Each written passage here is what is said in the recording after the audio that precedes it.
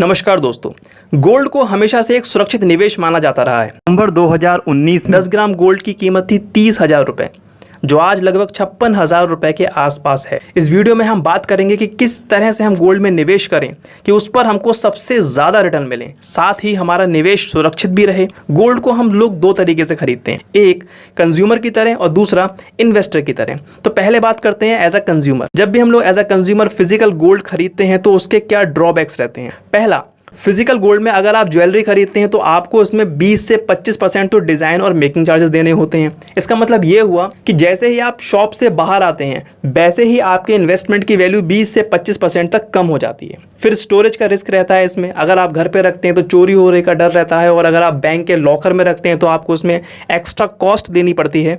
इसके साथ ही इसमें इम्प्योरिटी का रिस्क भी रहता है। दुकानदार आपको 24 कैरेट गोल्ड बेचकर कम कैरेट का गोल्ड भी आपको दे सकता है। फिजिकल गोल्ड लेने पर आपको ना तो इस पे कोई इंटरेस्ट मिलता है और ना ही कोई इस पे एक्स्ट्रा इनकम होती है। अब बात करते हैं एज अ इन्वेस्टर। गोल्ड को अगर हम लोग एज अ इन्वेस्टर खरीदना चाहते हैं तो उसके बहुत सारे ऑप्शन मार्केट में अवेलेबल हैं, जैसे ETF, exchange traded fund, digital gold, gold mutual fund और सोवरेन गोल्ड बॉन्ड। इन सब में सबसे ज़्यादा रिटर्न जो मिलता है वो हमको मिलता है SGB में, यानी कि सोवरेन गोल्ड बॉन्ड में। तो इस वीडियो में हम डिटेल में समझते हैं कि सोवरेन गोल्ड बॉन्ड क्या होते हैं, क्या इसकी लिमिटेशंस हैं, कैसे हम इसको खरीद सकते हैं और क्या इसके फायदे हैं। सोवरेन गोल्ड बॉन्ड ये गवर्नमेंट बैक्ड सिक्योरिटी है, यानी कि इसमें गवर्नमेंट की एक गारंटी रहती है, आपका इन्वेस्टमेंट डूबता नहीं है, मारा नहीं जाता। इसको RBI इशू करता है, हर साल RBI इसकी 5 या 6 सीरीज निकालता है। इन्वेस्टमेंट की बात करें तो इसमें आपको कम से कम 1 ग्राम गोल्ड के बराबर इन्वेस्टमेंट करना पड़ता है और मैक्सिमम एक इंडिविजुअल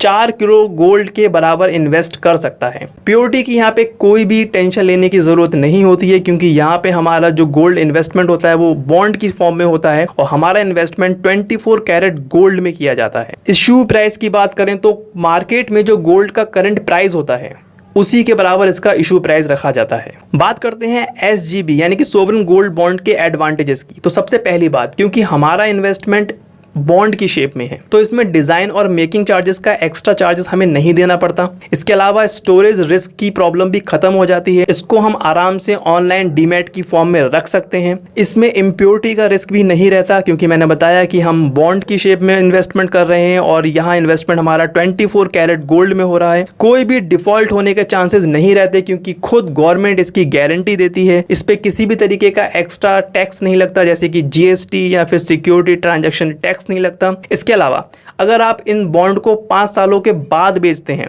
तो आपको कैपिटल गेन टैक्स भी नहीं देना पड़ता है। कैपिटल गेन टैक्स की बात करूं दोस्तों में तो 2 तरह का कैपिटल गेन टैक्स होता है। एक होता है short term capital gain tax, दूसरा होता है long term capital gain tax. Short term capital gain tax अगर 3 साल से पहले आप सिक्योरिटी को बेच देते हैं तो इसमें आपके टैक्स स्लैब के अकॉर्डिंग आपको टैक्स देना होता है, यानी कि आपकी इनकम जिस भी टैक्स स्लैब में आ रही होगी उतने % आपको टैक्स देना होगा। Long term capital gain tax की बात करें तो अगर 3 साल के बाद आप सिक्योरिटी को बेचते हैं तो आपको लगता है long term capital gain tax, जो कि 20% होता है प्लस सेस भी देना पड़ता है। लेकिन इसमें एक फायदा मिल जाता है इंडेक्सेशन का। इसका मतलब ये हुआ कि जितनी महंगाई बढ़ जाती है उस रेशो के बराबर आपके टैक्स की वैल्यू को कम कर दिया जाता है। इसके अलावा कोलेटरल सिक्योरिटी के रूप में भी हम इन बॉन्ड को यूज कर सकते हैं, यानी कि हम इन बॉन्ड को गिरवी रखकर किसी भी बैंक से लोन ले सकते हैं। मैच्योरिटी पीरियड की बात करें दोस्तों तो इसका मैच्योरिटी पीरियड होता है 8 साल का, और 8 साल के बाद हमको एक अच्छा रिटर्न मिलता है, क्योंकि ये जो बॉन्ड है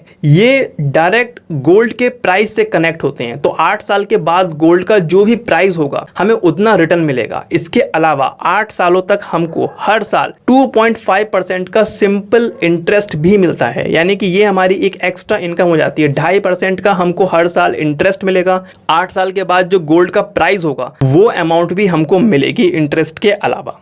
सोवरेन गोल्ड बॉन्ड की कुछ लिमिटेशंस भी होती हैं दोस्तों। तो पहली लिमिटेशन तो इसकी यही है कि इसका जो लॉक इन पीरियड होता है वो 5 सालों का होता है। इसका मतलब ये हुआ कि 5 साल से पहले आप इसको नहीं बेच सकते, और 5 सालों के बाद अगर आप बेचेंगे तो आपको इस पे कोई कैपिटल गेन टैक्स भी नहीं देना होगा। लेकिन अगर आप 5 साल से पहले बेचना चाहें तो आप इसको स्टॉक एक्सचेंज के सेकेंडरी मार्केट में बेच सकते हैं, लेकिन तब आपको उस पे शॉर्ट टर्म या long term capital gain tax देना होगा एज पर कंडीशन।